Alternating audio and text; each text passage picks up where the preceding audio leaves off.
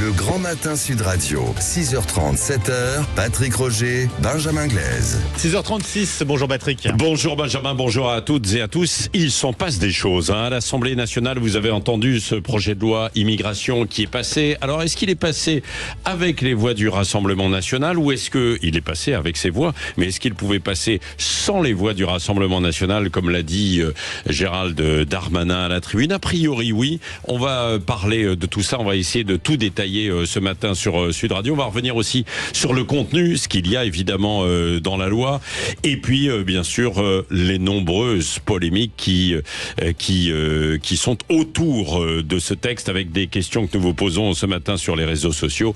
On va en parler bien sûr tout au long de ce matin sur Sud Radio, matinée un peu spéciale bien sûr parce qu'il s'est passé énormément de choses hier soir sur le plan politique en France. Le Grand Matin Sud Radio. La vie en vrai. La vie en vrai, avec une étonnante histoire. Un masque africain a été acheté 150 € à un couple d'octogénaires et il a été revendu plus de 4 millions. Vous avez bien entendu, plus de 4 millions par un brocanteur. Alors en apprenant le prix de cet objet, le couple a décidé de faire annuler la vente. Il a été débouté hier par le tribunal d'Alès. Ce matin, nous avons les personnes concernées, c'est-à-dire à la fois l'avocat du couple et puis l'avocat du brocanteur, pour comprendre un petit peu ce qui s'est passé. Nous commençons justement par l'avocat du couple. C'est Frédéric Mansat-Jaffray qui est avec nous. Bonjour. Bonjour Monsieur Roger. Bonjour. Et Patricia Pichot, qui sera avec nous aussi, avocate du brocanteur. Bonjour aussi à vous. Oui, bonjour Monsieur Roger. Bon, Frédéric Mansat-Jaffray, on va pas refaire le procès, mais tout de même on va essayer d'éclairer un petit peu.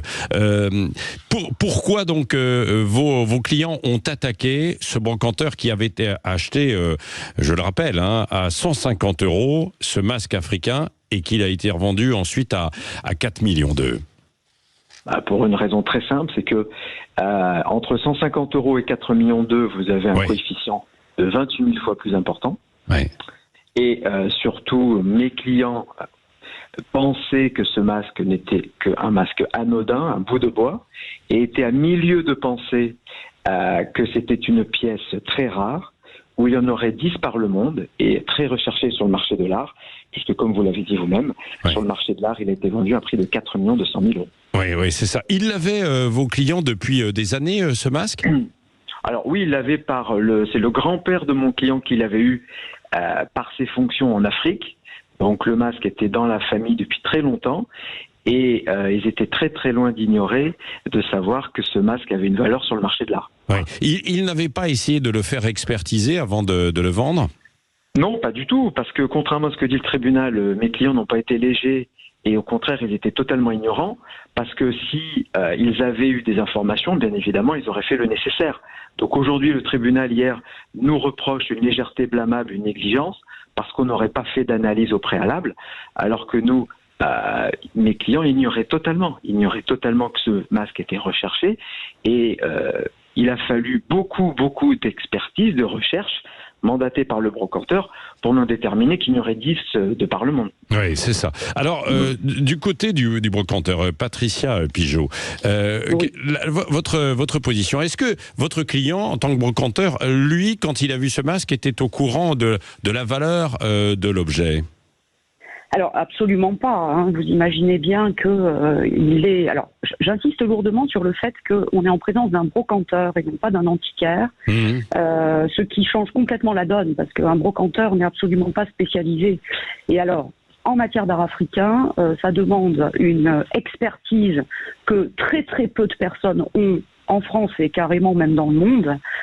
Donc ce brocanteur ne savait absolument pas ce qu'il avait entre les mains. Ouais. Ça c'est une réalité. Et d'ailleurs, le tribunal l'a suivi. Encore une fois, il est vendeur de truffes et brocanteur dans une petite ville des Cévennes. Oui, au Vigan, c'est ça. Au Vigan, voilà. Donc, il suffit de se rendre dans sa boutique, et on a tous fait ça, je pense, d'aller à un moment donné chez un brocanteur ou une petite boutique de vieillerie. Et je mets ce mot entre guillemets, c'est le cas. Et dans cette boutique, il n'y a absolument rien d'africain. Ouais. Donc, bon, mais le tribunal n'a pas eu de problème avec ça. Oui, c'est ça. Voilà. Alors, mais est-ce qu'il a proposé, quand il a appris la valeur potentielle de ce masque, est-ce qu'il a proposé un peu plus d'argent au couple Fournier ? Oui, absolument. Alors, ce qu'il faut savoir quand même, très brièvement, c'est que la relation contractuelle et la relation tout court ne s'est pas arrêtée au moment de la vente à 150 €.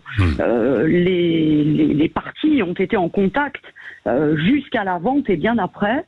Elles s'entendaient d'ailleurs très très bien et fort de ça, et je pense que dans un souci purement de loyauté et certainement pas au titre d'une obligation juridique, mon client s'est rapproché des vendeurs en disant écoutez, je vous propose tout simplement, et c'est pas rien, le montant de l'estimation faite par des experts mandaté par la salle des ventes, je tiens à le souligner, et non pas par mon client, vous l'imaginez bien. C'est ça, c'était 300 000 € à l'époque, oui, non ? c'est ça, donc, ce qui est déjà quand même une belle somme. Grosse somme, absolument, qui a été acceptée en premier lieu. Mais elle a été acceptée et ensuite ça a échoué parce que... Ça a échoué après.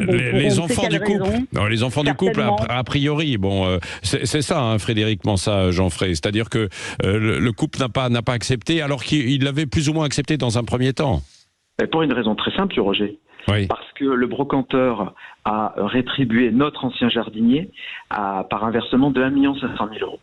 Oui. Donc notre jardinier qui travaille pour nous depuis 20 ans, qui tuyote le brocanteur pour lui dire écoute, tu devrais aller chez ces personnes, ils ont des objets africains, peut-être que tu pourras en tirer une bonne affaire, a été rémunéré 1 500 000 € et nous on nous propose les miettes à 300 000 € alors que sans notre masque, jamais le masque aurait été revendu à plus de 4 millions d'euros. Voilà, donc c'est totalement simple. Ouais. Bon, oui, Patricia Pigeot. Si je peux répondre, juste premier point. Le jardinier n'avait absolument pas la connaissance qu'il y avait ces objets africains dans la famille, ça c'est le premier point. Deuxième point, il a simplement servi d'entremetteur parce que ces gens-là cherchaient quelqu'un pour débarrasser leur maison. Et troisième point, et qui n'est pas négligeable et qui a toute son importance et qui démontre une fois de plus la loyauté du brocanteur, c'est-à-dire qu'il se fait aider régulièrement par ce jardinier qui, par ailleurs, l'aide à débarrasser d'autres greniers et il le rémunère comme il peut.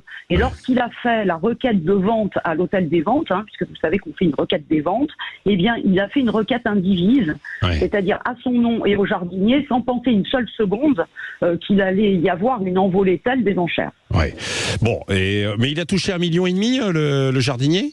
Oui, il a touché la moitié, parce que les 4 millions d'euros, vous enlevez 1 million de frais, et puis la somme qui reste, elle a été divisée en deux. Bon, très bien. Frédéric Mansat, Jean-Fray, vous allez faire appel de la décision du tribunal d'Alès ? Oui, on va faire appel, donc affaire à suivre, on se reverra dans 8 à 10 mois. Bon, voilà. Merci en tout cas d'avoir été avec nous ce matin sur Sud Radio pour nous raconter cette histoire quand même assez étonnante, d'un masque donc qui a été acheté il y a quelques années 150 € à un couple et qui a été revendu donc 4 millions par un brocanteur. Il est 6h44, les titres dans un instant, toute l'actualité bien sûr, et on va revenir sur ce qui s'est passé du côté de l'Assemblée nationale.